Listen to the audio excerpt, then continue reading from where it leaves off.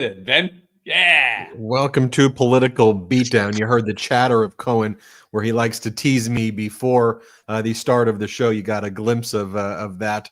Let's get right into it, Michael Cohen. I want to talk about setting aside politics. I just want to talk about basic leadership and building a competent team around you, and then we'll get into the political beatdown aspect of this as well. There was a big meeting that took place today. Lots of cable news is not really covering it. And it happened in Malaysia. And it happened between Marco Rubio, Secretary of State, and it happened with Rubio and Sergei Lavrov. Lavrov is the foreign minister of Russia. Big meeting, right, in Malaysia. So I was trying to think about what else is happening in Malaysia over the past 24 hours. And the Trump regime just named their new ambassador to Malaysia. Now, this is where I'll ask our viewers and listeners just to whatever political views you have, just set it aside.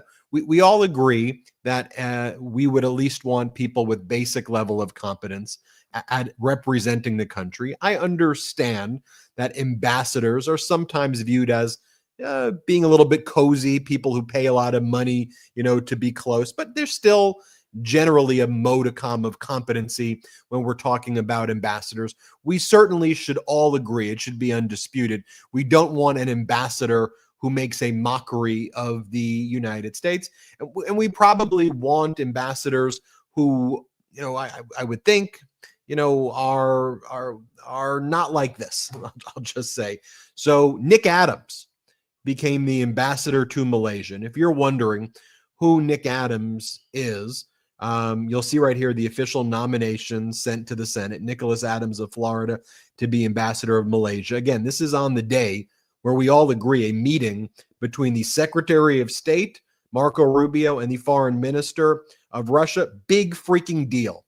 So who's the ambassador to Malaysia while this is going on? Now, I'll give you my theory. I think this is Donald Trump engaging in a humiliation ritual to Putin, but you can give me your theory.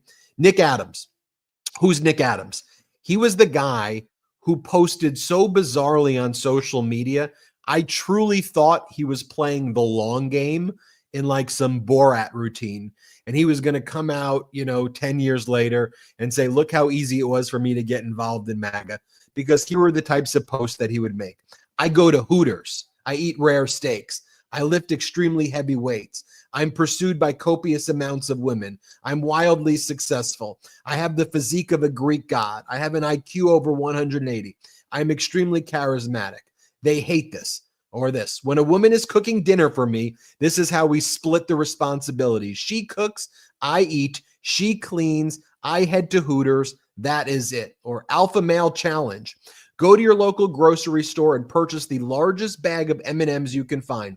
Destroy the bag of M&Ms you purchase and do not let one pass your lips. Take a photo of your crushed woke M&Ms and post it on social. Make sure you tag Mars. Or this. Being a straight white alpha male is the toughest job in America. And then he used to post videos like this one. Here, show this video back from April 3rd, 2023. Here, play this clip.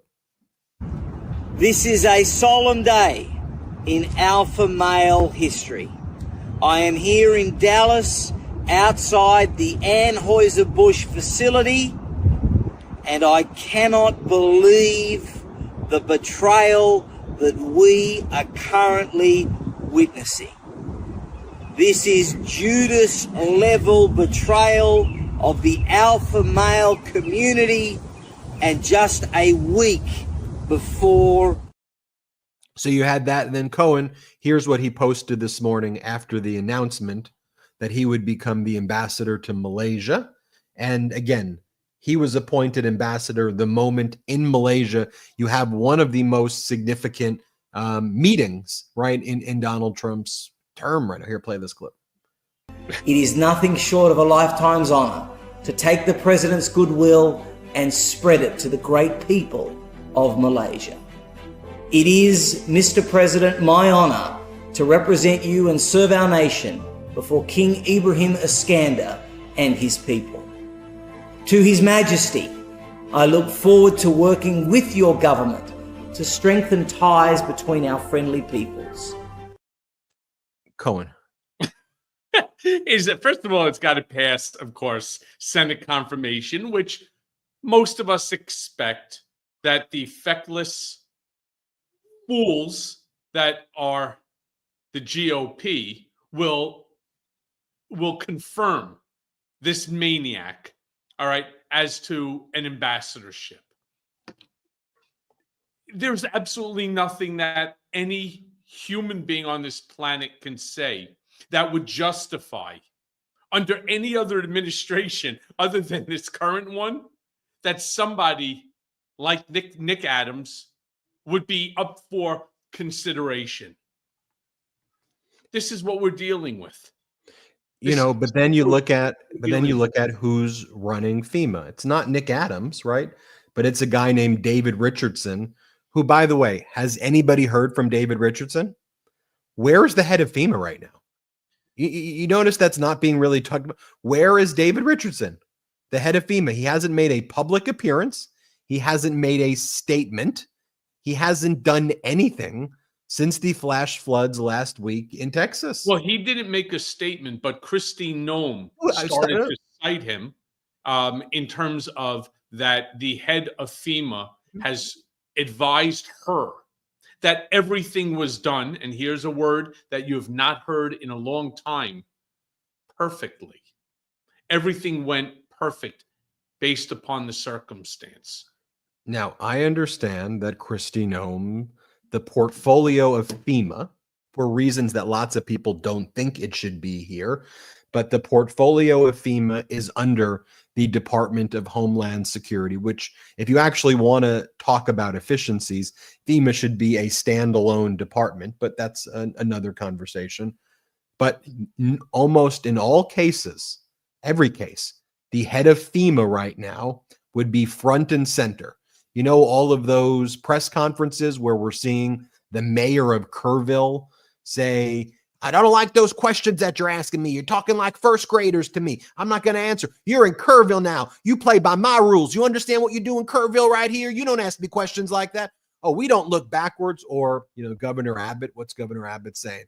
Governor Abbott's like, in Texas, we like football. Yeah, we into football. We like the football in Texas.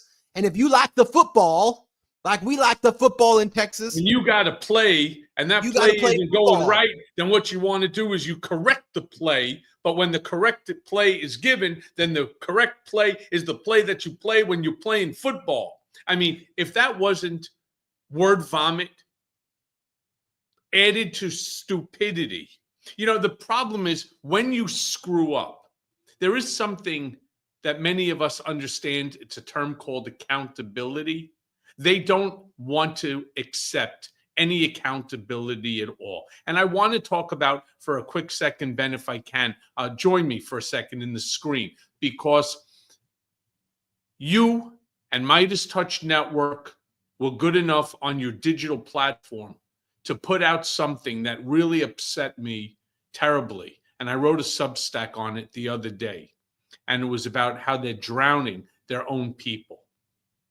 And what bothered me the most, and many people don't know this, but one of the things that, for example, the mayor of Kerrville and even Governor Abbott refused to talk about, which is the fact that the state of Texas has what's called a rainy day fund. This is money that they sock aside from sales tax and from income tax based in the state. And they put it to the side for a rainy day fund. When there's money that's needed in order to do something to protect the citizens of Texas, they put this money away. Now, we all know that the federal government, despite the stupidity of Kristi Noem and the word vomit that comes out of her mouth when she says that this should now be turned over to the states. And the states are saying, we can't handle it because we're not dealing with this on a regular basis like the federal government does. Maybe this happens once in 5 years. Maybe it's once in 10 years. Maybe it's once in a lifetime. So how do we now set ourselves up for this type of event year after year if you're not expecting it, and God willing, it should never happen again? But that's not the part that pisses me off. The insult to injury, it's more than just the deceased. It's more than just the children. It's more than just the elderly and just the citizens of Texas who perished and those that are still missing. It's that this fucking fund, and I'm so angry about it, it's literally kept me up. I'm up at 2:30 in the morning. I can't get the vision of the children and the people clinging to trees and to roofs. This state has a fund sitting there, and this isn't a metaphor, the rainy day fund. It is actual cash to the tune of $30 billion. So when you turn around and say to me that we couldn't get the federal government to give us money for sirens and infrastructure and mapping and so on, shame on you. What is that $30 billion? That's actual cash sitting in a bank, earning interest for the state. So for what reason? For what reason? Because somebody's friend is running the account? Could you imagine $30 billion that's sitting in a bank account instead of being used when you're having issues with the federal government? They could have staffed the people from NOAA or the National Weather Service for the state of Texas with that $30 billion and not even touched the interest. Shame on them. To me, it's every single level. So I want to thank you for putting out that article. It meant a lot to me personally. You know, look, it's you at have a every great level. digital platform, and I meant to call you yesterday and say thank you. It really upset me. This entire matter has really gotten to me. You know, we got a lot of grief a little bit early on, even because we were one of the first, if not the first, to start saying it is okay to both show compassion for the people who have lost their lives, and to send thoughts and prayers to everybody there and let them know how sad you feel. And at the same time, be asking questions in real time. How did this happen? How is it that the death toll's over 120 with 100 plus still missing? And the death toll's likely going to get significantly higher. How did this happen? And we were out there right away when everyone's saying, oh, it's too soon. It's too soon. And I'm saying, not if you're telling the truth. If you're lying, then it's too soon. But if you're telling the truth, you're telling the truth about what's happening. And now we're seeing a lot of reporting that's coming out that's vindicating why we did it, when we did it. And again, we were getting a lot of crap for doing it then. But here's what we've learned. There's a combination of stories out there. Matthew Capucci writes, the girls at Camp Mystic were just a 4-minute walk away from safety. God Mountain, a hill overlooking the camp, would offer safe refuge. There was at least 1 hour and 56 minutes warning before the waters began to rise. The staff did not have phones, walkie-talkies, and didn't evacuate the girls. So you had that. Second, from New York Times, Camp Mystic's cabins were so close to the river's edge that they were considered part of the river's floodway, a corridor of such extreme hazard that many states and counties ban or severely restrict construction. Because we've all been hearing the Guadalupe River, one of the most dangerous rivers out there. How many times have people heard it? To which I said, then why are you building camps for little girls along the Guadalupe River if you know it's one of the most dangerous rivers? And the camps were put on the floodway. But in Texas, they were like, oh, we don't want those government regulations. That's government regulations. Hands off, government. And then there was this at the federal level. Kristi Noem didn't authorize FEMA's deployment of urban search and rescue teams until Monday, more than 72 hours after the flooding began. Multiple sources told CNN and others. So we post that article, Cohen, and right away, guess what we get? Homeland Security responds to our post. Oh, saying what? I didn't see that. They respond right away. They go, this is a fake news lie from CNN. This reporting is an unparalleled display of activist journalism, and it distracts from the robust, coordinated federal response led by Secretary Noem, who has saved over 900 plus lives. While these journalists slept comfortably in D.C., Secretary Noem deployed to Texas, working day and night to approve every possible need that search and rescue workers had.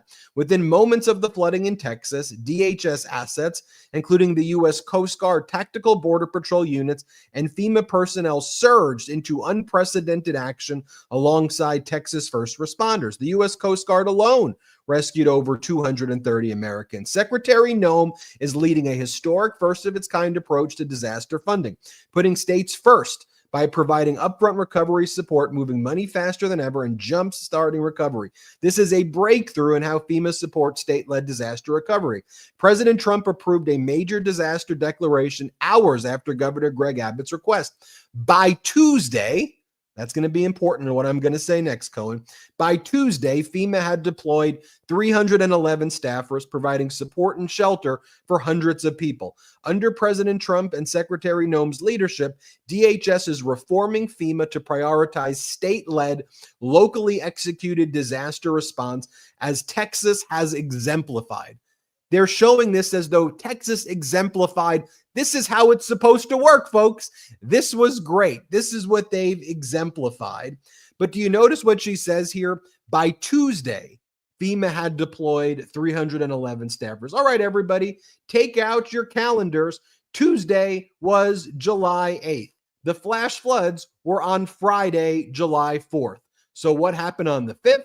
What happened on the 6th? What happened on the 7th? Well, Kristi Noem was posting photos of herself on Instagram, asking her followers which photo should be her official governor portrait. Should it be the cowgirl? Should it be Missy Ice? Or should it be Miss Blondie? That's what she was doing on Sunday, Cohen. And then when you go through the statement that they made to Midas Touch, they're like, she deployed, as though like she's in the military. It's like right. It's a military operation. And then they credit her. She saved 900 lives. It's like, where are you getting that number from? She did it. She deployed. She's like a superhero. And nobody is saying that the Coast Guard is not heroic. The Coast Guard did its job. The Coast Guard's job is to do these things. We know the Coast Guard's a hero. We believe the Coast Guard saved 230 Americans. That's what their job is. That's what they signed up for. And they are true patriots and American heroes. Yes, but they were hand-tied. Let me be clear. She should put that in one of her 3 photos that she's asking her followers to please pick which one. Hand-tying the entire government. It is not arguable. It is inarguable. The fact that there were groups of search and rescue teams that were unable to be deployed and were sent back because of this new rule that they have, that Kristi Noem has to sign every agreement and she has to cut checks in anything greater than $100,000. Okay? Plain and simple. And so groups were sent back. After 3 days, it is no longer search and rescue. It becomes recovery. And that's what they're doing now. Is it possible? And I'm not saying that any lives would have been saved. I'm also not going to say that there are lives that couldn't have been saved. All right? I don't know. I don't have the crystal ball. And anybody that wants to tell you, 100% that, there would have been lives saved or there would have been more lives lost, they're full of shit. They don't have that crystal ball. All I'm saying is you do everything that you can. You send FEMA in there. You go ahead, you send search and rescue teams in there. When you're talking about just towns and roads and camps completely submerged in water. Ben, again, back to that Substack for a quick second that you guys so graciously, when the system drowns its people. That's the title. I mean, think about the power of just the title alone. When the system drowns its people, that's the problem here. Because how I describe this entire scenario, this is the rotting fruit of a political doctrine that puts dollars before dignity and ideology before infrastructure. That's exactly what they did, and they should all be ashamed of themselves. Governor Abbott, while all of this is going on, he just released an agenda. They're going to go into special session. And so you're probably thinking, Cohen, special session, an emergency session. What is it to deal with the flash floods? Is it to make sure that every town and every city has alarms to make sure this never happens again? You would be wrong. They're going into a special session to do redistricting, to find a way to, during this catastrophe, while people are being rightfully distracted and their attention is being drawn to catastrophe, they're going to rush into special session to try to limit even further the amount of Democratic congressional districts that exist and try to redraw the maps in Texas before the midterms, because they feel, look, the Supreme Court and the Fifth Circuit's going to do anything we want anyway. And by the time the Supreme Court makes a ruling, we can make the most unconstitutional map, but it'll take the Supreme Court 4 years to rule on this. The Supreme Court will rush to Donald Trump's help when Trump needs an injunction. But on something like this, it'll take the Supreme Court 4 or 5 years. So let's just put forward an unconstitutional map to try to help the Republicans keep Congress while people are suffering in Texas as a result of the flash floods. That's what they are. Ben, yeah, but what I want to jump in and just, what bothers me is when they start talking about how they were waiting for federal funds in order to build this infrastructure, the sirens, and so on. The point I was making in that article, $30 billion. $30 billion was sitting in a slush fund called the Rainy Day Fund that they didn't think was necessary, that they didn't think that should be used in order to protect its citizens. That's why they need to gerrymander. They need to figure out now how they're going to control the House with their votes, and I guess the Senate as well there, because they know that they have screwed up something bad. And if you are a Texan, if you're a Texan that's following Midas Touch Network, Ben, myself, this political beatdown, you make sure that you tell your next door neighbors. You make sure that you tell your family, your friends, your coworkers, everybody. This is who is running your state right now. A bunch of people that care more about the almighty dollar sitting in a bank account than they care about your life. But this, Cohen, is precisely why, though, the feds are needed. I understand the feds helped with a rainy day fund and whatever. But here's the thing. In a state like Texas and in a lot of other states and areas, especially as you go into local areas where you have this kind of good old boys network or whatever it is, right? I'm not trying to give them an excuse for not doing their job and their work, but you need a federal government, especially in these red states. And oftentimes the rubier red the area, the more they depend on the feds. And so when the Trump policy is feds, you do nothing, transfer it to the states. I mean, when you take a look at this mayor, if I were to go on Chat GPT and I were to basically say, I want you to find me, a mayor, and I gave all of the qualities of like a red state mayor and what it would be like of Kerrville, I would get this guy right here. I mean, here, Jeremy, just show one of these clips of this mayor from Kerrville. Just play any of them. If we've got it. I'm married to a retired first grade teacher. And I learned a little bit about classroom management from her. If you yell questions at us, we're probably going to pick someone else to answer, okay? So if you feel the need to yell your questions, I will feel the need to not answer your question. In first grade, they raised their hands. That might be a good start. Yesterday was a disaster, and I was embarrassed. Our town was embarrassed. Your viewers were embarrassed. And I don't want that to happen again. Immediately, he should be removed. Immediately. For reprimanding, could you imagine people asking questions during a tragedy? Because there are so many questions that need answers because there are no answers, only excuses. Fuck him. How about, and by the way, that was what he was saying was embarrassing. He was referring to the press conference that happened the day before, not the emergency response. What he said was embarrassing was the way the press was pressuring and doing their jobs, because the local press was doing a good job there and asking questions. That's what he was saying. Here's the Kerr County sheriff. And again, if I were to put in an AI simulator, show me what like a red state, red county, hates government sheriff looks like. Here, roll tape if we've got it.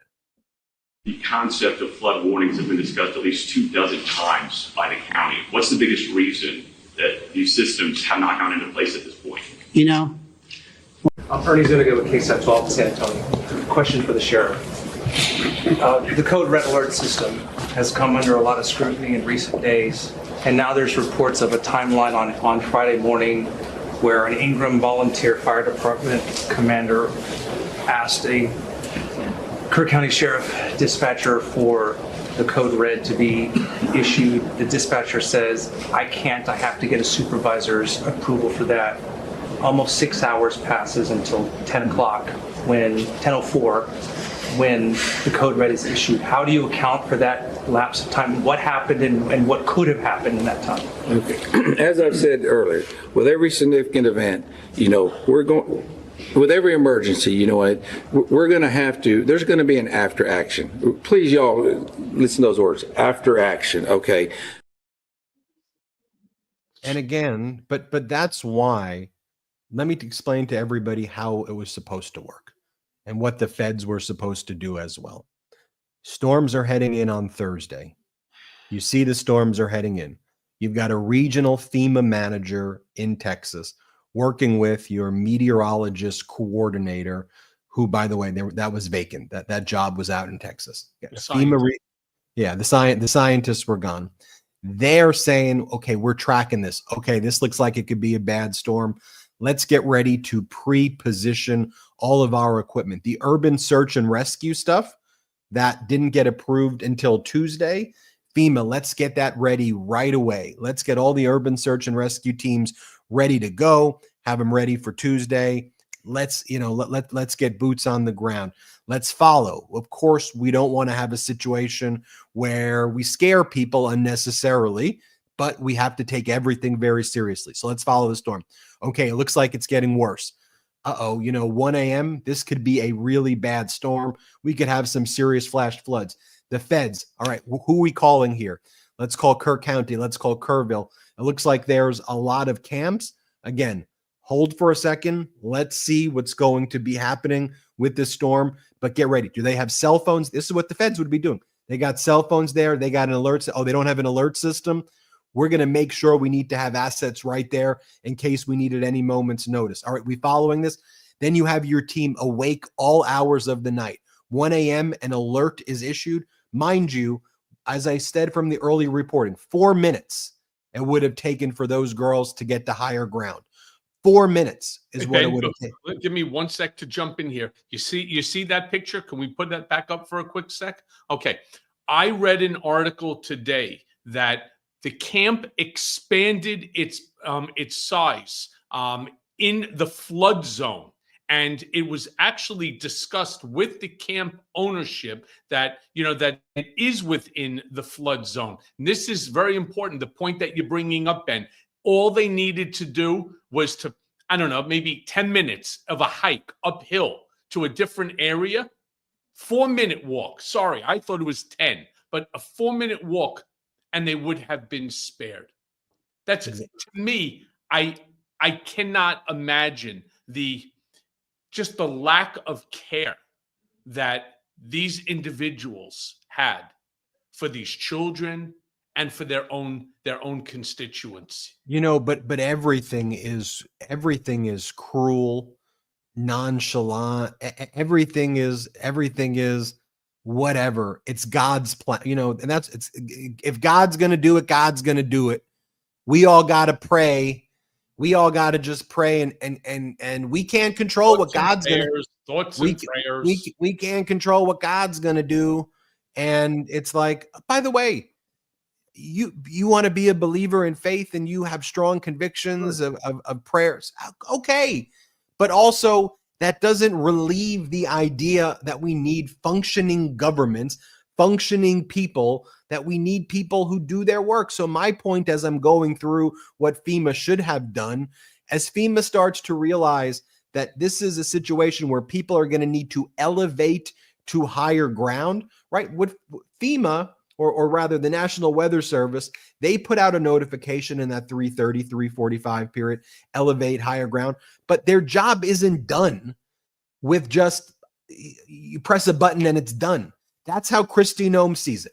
Kristi Noem sees it. We press the button. This is what happens when you have incompetence at the highest level. That's the whole issue. What did anybody expect? I mean, it's not just Kristi Noem. It's Pete Hegseth with the pausing in the defense missiles. It's all of them. They're all cosplaying these roles. None of them are experienced in this area. They don't know what they're doing. They're basically doing it on the fly. That's the problem. And shame on the Republican Party for accepting it just because Trump nominates them. Fine, nominate them. That doesn't mean that they have to get confirmed. I mean, now all of a sudden you have guys like Tom Tillis saying, I would never have voted for Pete Hegseth and so on. Really? Well, guess what? You actually did. You and the rest of you feckless fucking jerk-offs, all right? They all sat there and they were like, well, Mr. Hegseth, tell us, what about blah, blah, blah. And then he's like, well, I can't answer that question because he has no clue. And you know what they did anyway? They confirmed him. This is the whole problem. You have a group of individuals who have no requisite knowledge. They have no requisite experience. And worse than that, they have no empathy for anybody else. It's like, well, I'm sleeping. Wake me up in the morning in a few hours. I'll look over the requisition forms. I'll sign the checks. Right now I'm having my hair extensions put in. Fuck off. I mean, that's the problem. Yeah, and then the number, right? Already 120 dead. It could be more than 300 dead when all is said and done. It becomes such a number that is so hard to even fathom that it's not even internalized. I think the dev is right. It just becomes like with COVID, 1 million deaths. By the way, Hurricane Maria, Puerto Rico, when Trump was in office, you know how many deaths there were? And like, I can't even imagine if something like that happened when Biden was in office. You know how many deaths Hurricane Maria, I think it was 2018 or so? 4,000. 4,000. You know what was reported? 67 was the report. So this stuff has its roots, right? Like, it wasn't like Trump just doing it now. Hurricane Maria, the reported death, 67. Go everyone look at it. Then George Washington University did a study. It was actually 4,000 deaths. But it's like COVID, 1 million deaths, 1,000,005. Can I give you another example here for our brigaders? Do you remember when Florida the other day, I shouldn't say the other day, about, what was it, 2 years ago, was hit by that tropical storm that brought in, was like a what do they call it? Like a level 5 hurricane. Mm-hmm. And it completely wiped out Sanibel Island, an entire island. There's thousands and thousands and thousands of homes. Thousands. You know how many people died? How many confirmed deaths as a result of that? This is where the warning system actually operated. It's before Doge went ahead and started cutting everything, started getting rid of scientists and meteorologists, and cutting on sirens and national warning systems and so on. The number is 2. 2 people died because that's what warning is about. And I use Sanibel Island. A very dear friend of mine has a house on Sanibel Island, and they got notified that this is going to be a class 5 hurricane coming through there. Get off the island. And you know what he did? He packed his shit into the car with his wife and his 2 kids, and they left. And they went like 30 miles, right? It's the same thing here. 4-minute walk up the hill would have saved these precious lives. There's no excuse. There is no excuse. Well, but their excuse is can't talk about it now. Only, you see, it's only MAGA can make up lies when there are natural disasters. MAGA can spread the most deranged conspiracies and all of the lies. But don't you dare, if you're not MAGA, actually come with facts when there's a disaster that could have had preventable outcome. Don't you dare come with the facts. And you know what? Midas Touch Networks come along and said, F that. Sorry, you're going to get mad at me? Get mad at me. You think I give a crap? We've got nearly 6 million subscribers on this YouTube channel. You think I go criticize me? Do it. I really could care. I'm not apologizing to you. I'm going to report the truth. I'm going to report the facts, and I'm going to show empathy as well. It's not an either or. I mourn for the deaths of those young girls. It pains me. It gives me nightmares. And that doesn't mean I can't also say, how do we prevent it? I think if you actually truly care, rather than just thoughts and prayers, but really mean your thoughts and prayers, you actually do something about it rather than just saying, oh, I guess we got to go do a special session and talk about redistricting. Thoughts and prayers, thoughts and prayers. Don't bring this up. It's like football.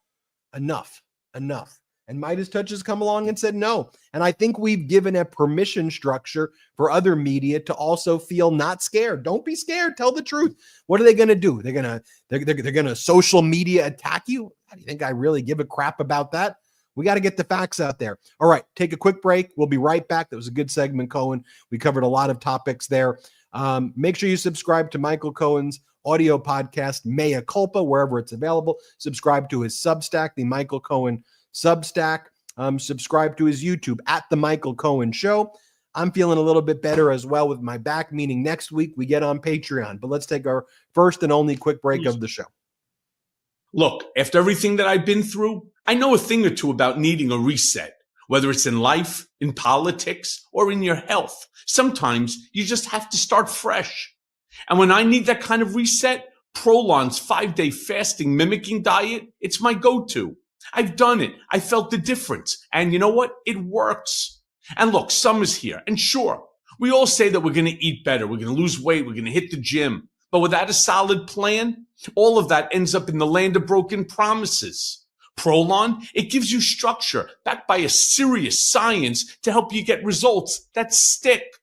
So here's how. It's a plant-based, pre-packaged nutrition program. Soups, snacks, drinks, everything that you need for 5 days. It tricks your body into thinking it's fasting while it's actually being nourished. And the result? Fat loss, metabolic reset, cellular rejuvenation, and more energy without starving yourself. And the new Prolon Next Gen? It takes things to a whole new level. 100% organic soups and teas, better taste, ready-to-eat meals, and the same Nobel-winning science powering it all. So no matter the season, when I'm craving a real reset, Prolon is the only nutrition program that works for me. It's effective, convenient, and honestly, it's one of the smartest things I do for myself. And now, Political Beatdown listeners, brigaders, you're going to get exclusive access to a deal that you won't find anywhere else. So for a limited time, Prolon is offering 15% off site-wide, plus a $40 bonus gift when you subscribe to their 5-day nutrition program. So head right now to prolonlife.com/beat. That's prolonlife, prolonlife.com/beat to claim your 15% discount and your bonus gift. Again, that's prolonlife.com/beat. Give your body the reset it deserves and do it the right way. Welcome back to Political Beatdown. I want to switch gears for a second, Cohen. This suppression of the Epstein list, this cover-up that's taking place right now, is probably the biggest issue in MAGA right now. And it's just interesting because, I think a lot of Democrats, a lot of liberals, a lot of talking heads didn't recognize that this was like the big MAGA issue, and it's why we've always been, Why do you think it's the big MAGA issue? Well, I mean, I think that for a long time, I mean, they weaponized the Epstein list to say that there's, a secret pedophile ring out there, and they used it to go after all of their political enemies. And they, one of the main pillars that the MAGA movement was built on was that Donald, and this was like the craziest thing for me, given Trump's background, is that they were out there and they were going to stop this deep state cabal, and that everybody was covering up for it. And somehow Donald Trump, who had the relationship with Epstein in their fan fiction, cosplay, fascist, weirdo world, was like the one who was going to release, they made that their issue. I mean, sometimes I mean, if you want me to understand and decipher the QAnon teachings, some of my, but look, you take a step back and you say someone like an Epstein engaged in a massive sex trafficking ring of underage girls. We know that he invited a lot of rich, wealthy men to be involved in this. And we know that objectively, setting aside Trump from this narrative, although we know they're close friends and they were close friends, and Trump said he was a great guy and he's all over the flight logs and deposition transcripts and all of these things. But I think Americans have a right also just to be like, we don't want this covered up. We want to know who was involved in this, because these are the people who are leading corporations or running political. Who were these people? And also, was this guy foreign intelligence? Because there was a lot to suggest that he was. Right. And was this part of a broader foreign intelligence psychological operation that was done to, to go after, the elites in America? So I understand, though, why this is something that people want to know. They don't just want to be told, hey, hey, look the other way. And so, they all said that this was going to, that it was going to be released. Pam Bondi, Kash Patel, Dan Bongino, all the people in the Trump administration, they were some of the biggest purveyors of Epstein this, Epstein that, before becoming in the Trump administration. Then in the Trump administration, they had an event at the White House, Epstein Day. They had Epstein Day back in February. Everybody held up their binders. It said phase 1. This is the Epstein files. Here's the list. Then it turned out it was just Epstein's phone list, which was released many years ago. But they said, don't worry, we've got the actual list. It's on Pam Bondi's desk. She's going to release it. And we've got the files. They're all going to. Could you imagine Pam Bondi's response at that cabinet meeting? I mean, it was like listening to Porky Pig trying to, do the alphabet. None of it, nothing that she said made any sense at all. Now, many people know, and I've been on television saying it, I've been saying it now for years. I testified before 7 congressional committees, 7. And anybody who thinks that one question or more wasn't raised by each and every one of the committees, you would be wrong. They did. And I stated, and I'm going to state it again for the record, because I saw a couple of comments from a couple of people, don't know if you're real or you're trolls. Oh, Cohen knows about, Cohen has the file, the Epstein file and all that. Let me be very clear about something. First and foremost, the relationship that existed between Trump and Epstein, whatever that relationship is, existed in the early 90s, around 1992. And 1992, I had just been admitted to the New York State Bar, where I was practicing medical malpractice litigation. Let me be clear about that. I didn't know Donald Trump. I knew who he was, but I didn't know him at all. I didn't know Jeffrey Epstein, and I have no knowledge of that relationship at all. I can only speak from my own experience. From the time I began working with Trump around 2005, all the way to the time he became president in 2017, to my incarceration after 2018, I had never once heard Jeffrey Epstein, never once heard his voice on the speakerphone, never reached out to him, never called him, never received a call from him, have never seen him at the office, and was completely unaware of any relationship that Donald Trump had with Jeffrey Epstein until 2016 rolled around, and then there was a lawsuit that came in. It was a Jane Doe lawsuit. Now, let me be clear. That Jane Doe lawsuit was dropped by the lawyers, not from any pressure, not from any act that I had done, because I was involved in that specific litigation.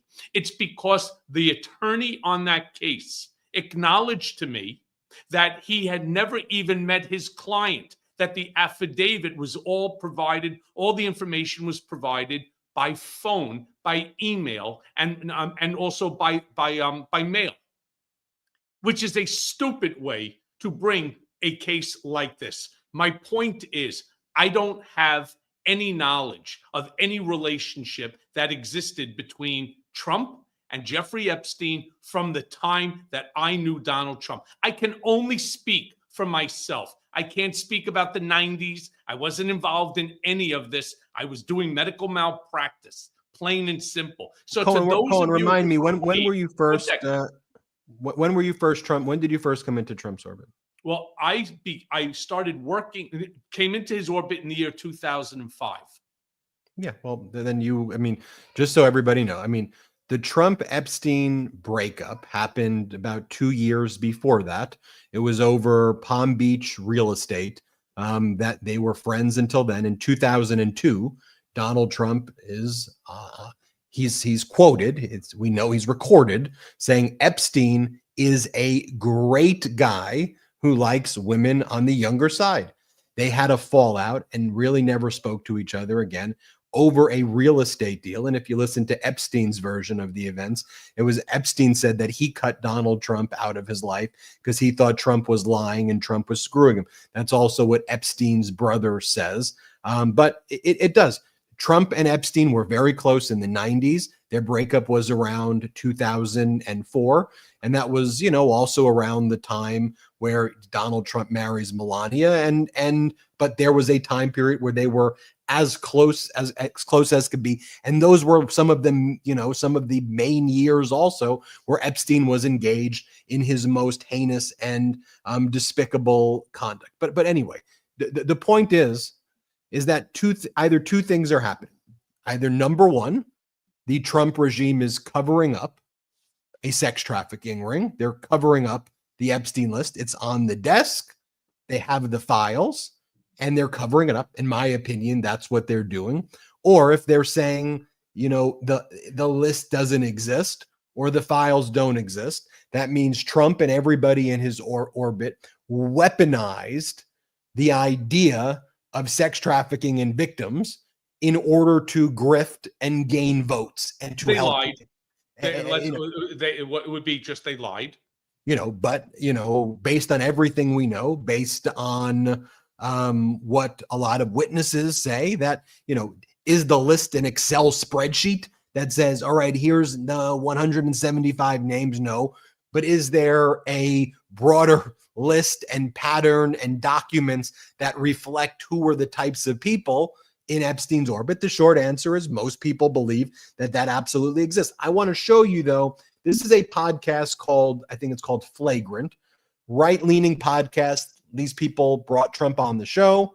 They voted Trump. When people talk about like the podcast bros, it's this crew right here. And they're like, are they laughing at us now? Are we being laughed at by these Trump regime people? Watch what they had to say today on the Flagrant. Let's play it. Are you still talking about Jeffrey Epstein? We have Texas, we have this, we have all of the things. And are people still talking about this guy, this creep? So we're stupid. Yeah. We're the fucking idiots, guys. That is, I think, what is enraging people right now is it's insulting our intelligence. Like, obviously the intelligence community is trying to cover it up. Obviously the Trump administration is trying to cover up. Something changed because they ran on this idea of exposing it all. All these guys had great ideas. Cockeyed Cash, Dan Bongino. He had clips, dog. He had bars. He was ready to tear it all down. He was ready to tear down the entire FBI office. Shut down the Hoover building day one. Day one. That bitch still standing. And then he goes on Joe Rogan and he's like, listen, do you think if I had it, I wouldn't share it with you? I do. Yeah. I do. I do believe that 100%, especially when you're staring at me like this, telling me that. Once you protect pedophiles, you are the most cockeyed person in the entire world. So one of two things in my mind is it possible. One, you're covering it up. Or two, nothing really happened and you exploited the rape of thousands of children to get your man elected. So which one do you want here? Yeah, all right. I mean, by the way, he nailed it. He absolutely nailed it with those two options. It is only one of two.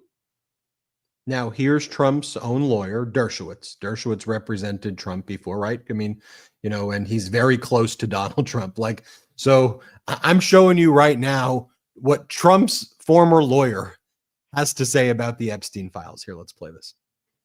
So let me tell you, I know for a fact documents are being suppressed, and they're being suppressed to protect individuals. I know the names of the individuals. I know why they're being suppressed. I know who's suppressing them, but I'm bound by confidentiality from a judge and cases, and I can't disclose what I know. But I hand to God, I know the names of people whose files are being suppressed in order to protect them, and that's wrong. By the way, he's wrong about that. And let me just give me a half a second on this one.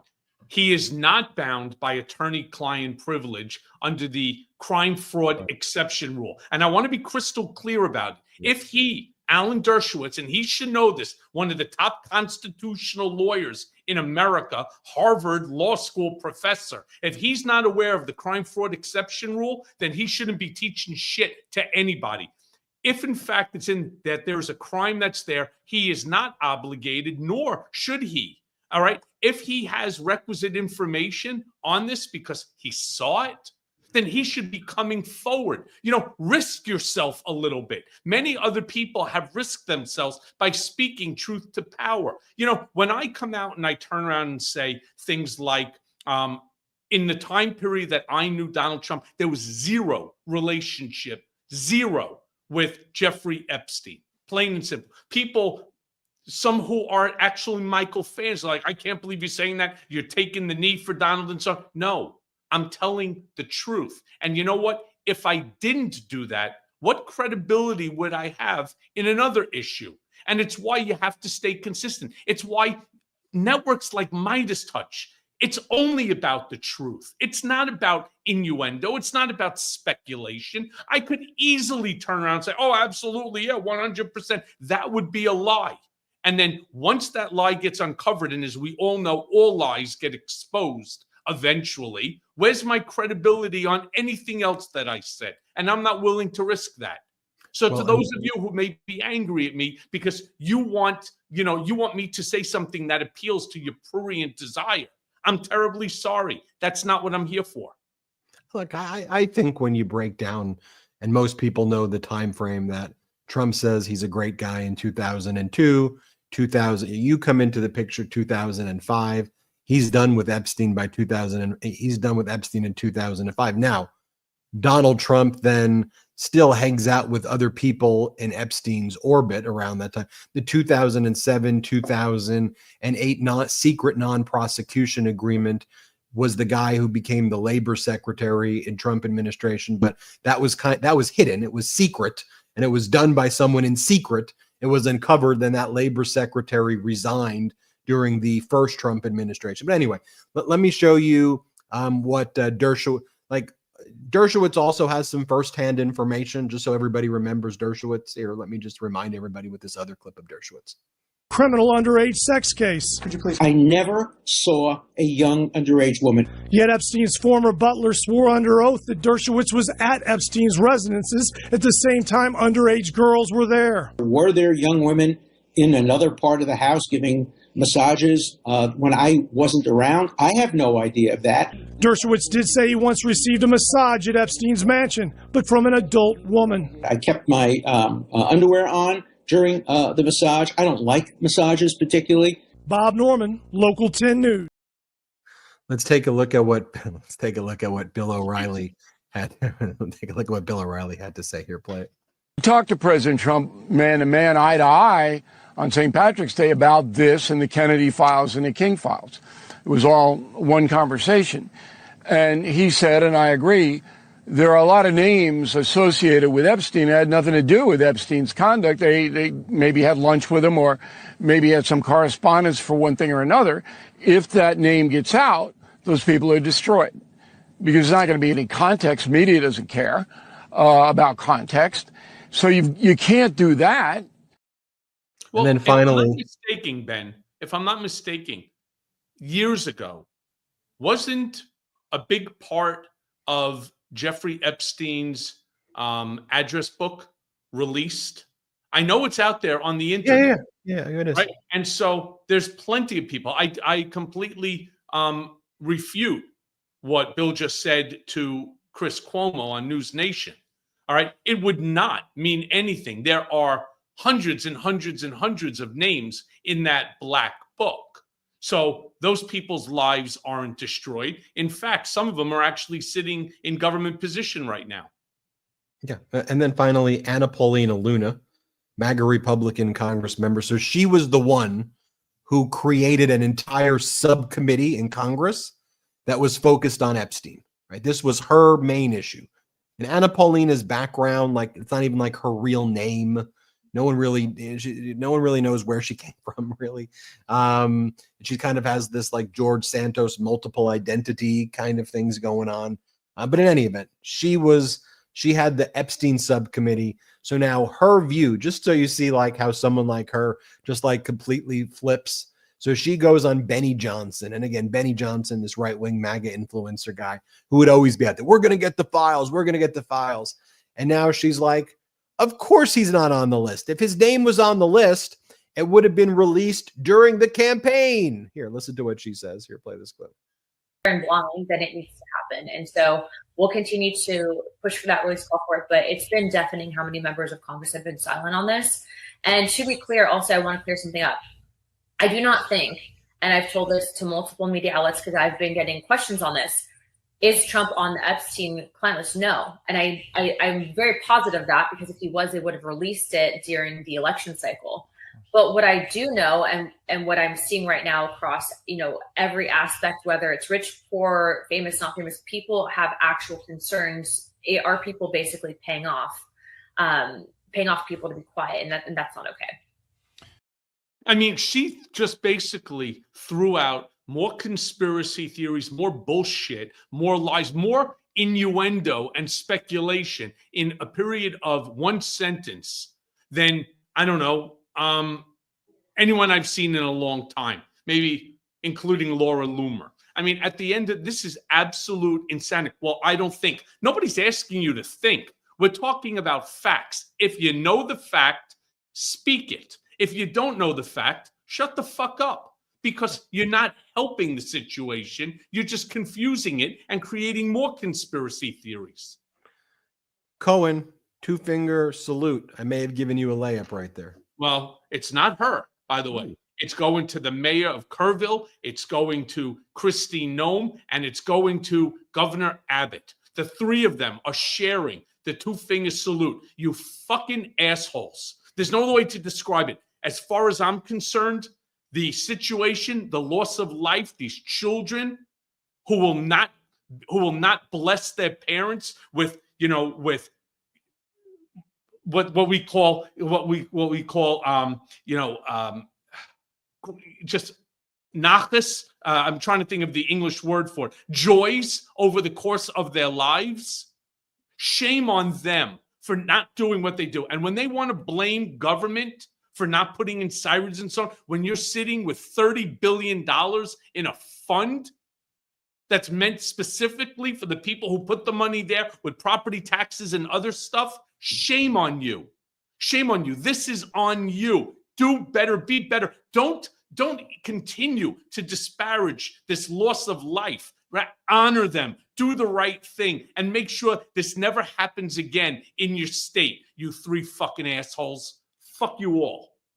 Everybody, make sure you subscribe to the audio podcast that Michael Cohen does, the Mea Culpa audio podcast. Subscribe to his YouTube channel, the Michael Cohen YouTube channel. Just search at the Michael Cohen Show.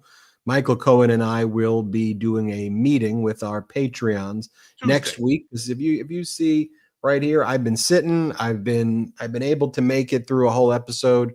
Cohen gave me some great recommendations for my back. So if you ever have back issues, listen to Cohen. I avoided the surgery for now.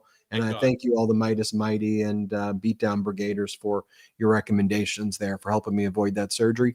And everybody, subscribe to Michael Cohen Substack. We've got a great Substack, the Midas Touch Substack, where we feature a lot of Michael Cohen's work and the work of others. And it's look, keep on fighting. Keep on fighting. Hang in there. Share the Midas Touch Network with people you know, and hang in there. We're in this together. We're not going anywhere, okay? And let's get to 10 million. Let's get to 10 million on this network. You know, I'm gonna let me sign us off for a second here, Ben. All right. There's a reason why I say 10 million, because after 10 million, I'm going to say 20. And after 20, I'm going to say 50. You want to make sure 2026 goes the right way? We need one cohesive headquarters. We don't have that. And there's too many people that are out there, and everybody's sort of jockeying for whatever the hell it is that they want to do, where they say things that's not accurate, not here on this network. Help Midas Touch Network grow to 10 million. Then from 10, we're going to explode it to 20. Imagine if hypothetically Ben, Jordy, Brett, they turn around, they say, let's all meet on the Capitol lawn wearing, I don't know, gray t-shirts. And 10 million people show up. You think that's going to send a message to government? You think that's going to send a message to these members of Congress? What we need to do is to create a force that counters MAGA. And only through your help will that happen. Seriously, thank you everybody so much. We appreciate you. Hit subscribe. We'll see you next time. We'll be here every step of the way. Keep checking back on our YouTube channel for updates. We appreciate you. Have a good one. Boom.